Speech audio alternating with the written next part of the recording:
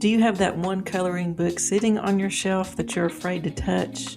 Maybe because it's too detailed, it's too expensive, maybe it's too pretty, or it's just simply too advanced for you. That one that you sort of flip through every now and then, but you just can't find a page to land on because you don't want to mess it up. Well, if you've been avoiding a coloring book or even several coloring books because they're intimidating and not good enough, well, today I'm going to help you fix that, because you didn't buy that book to keep protecting it. You bought it to enjoy it. And think, what if you're ruining your coloring book hobby because of books that are sitting on your shelf? Now, what makes a book feel intimidating? Some books might be scary. They're super detailed, or maybe they have those tiny, tiny sections that you absolutely cannot even see. The designs maybe look too professional, and everyone online is coloring them perfectly but you. Maybe the paper feels too nice and you don't want to mess it up.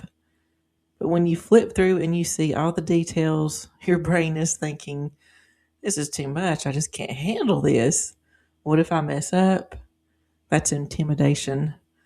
It's not a lack of skills. It's just pressure you're putting on yourself. Sometimes it's in those tiny details. It could be a big double page spread, which even those scare me when I see those in my own books. I don't quite touch them very often. Sometimes it feels the page might be too special to touch. Maybe you're thinking it looks too pretty and you just want to have that page to honor it and not mess it up. But a book sitting on the shelf is not being honored itself. It's being avoided. And if you think of it this way, what if you're ruining your coloring hobby because of those books you're not touching? Maybe you avoid them because you're afraid you're going to pick the wrong colors, you're scared of making a mistake, and you keep comparing yourself to others because you want it to look perfect. But don't we all? And suddenly this relaxing hobby is quite stressful. And that's not the point of coloring. You don't have to start with the hardest page in the book. You can flip through and look for pages with bigger sections and less detail, with a simpler layout. Just start there. Build your confidence a little bit, one page at a time, but the book won't feel as scary if you just take it easy. Now, do you really need 100 colored pencils or markers to color in a coloring book? No, you really don't need all those colors because they simply overwhelm you. Just pick maybe 4 or 5 basic colors, not your whole set. When you limit your colors, you can stop overthinking and the page looks cohesive. And your decisions get a little easier. When you have fewer choices, it's a lot less pressure. Maybe you need to set a 15-minute timer.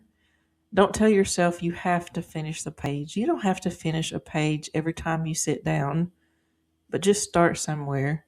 Set a timer for 10, 15 minutes, and when it goes off, you can stop. You're not committing to perfection. You're just trying to break that fear of getting into those coloring books. And if the main image feels a little scary, then don't start there. Start with the background or the border or maybe a small section like a flower. Small progress builds that momentum, and momentum builds confidence.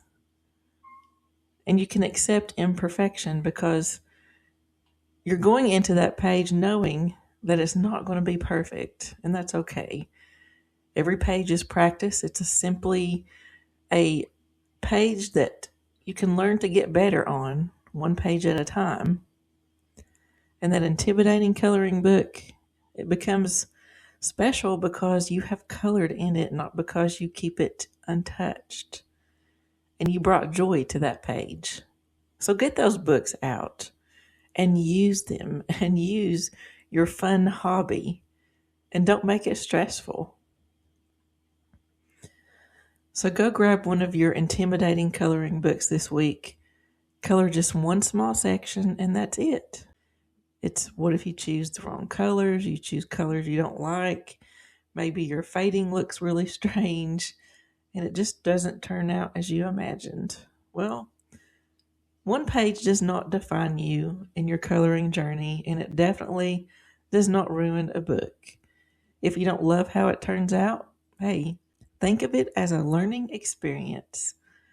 Maybe you learn that you don't like that color combo, you prefer lighter pressure, maybe you like markers better than pencils, and you actually like bold colors even more than you thought you would. But every mistake is just information. There's really no mistakes in coloring if you think about it, because every page is different. Everyone colors a page in their own color choices, and it's up to you to bring that page to life. So you might choose colors where your trees are pink or purple instead of green. Maybe you decide to make a house out of nothing but neon colors. It's all about your imagination and what you put into that page. The fastest way to make it less intimidating is to just sit down, open it, and just start somewhere. So here's what I want you to do, whether it's tonight or during the next week. Go grab one of those intimidating coloring books, pick a page, pick 5 colors, and set a 15-minute timer. And just begin. It will not be perfect and it will not be finished, but I encourage you to start.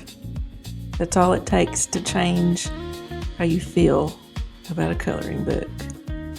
So get that book out, get those colors flying on that page, and let me know in the comments which book you picked up this week and which colors you chose. I can't wait to hear about them.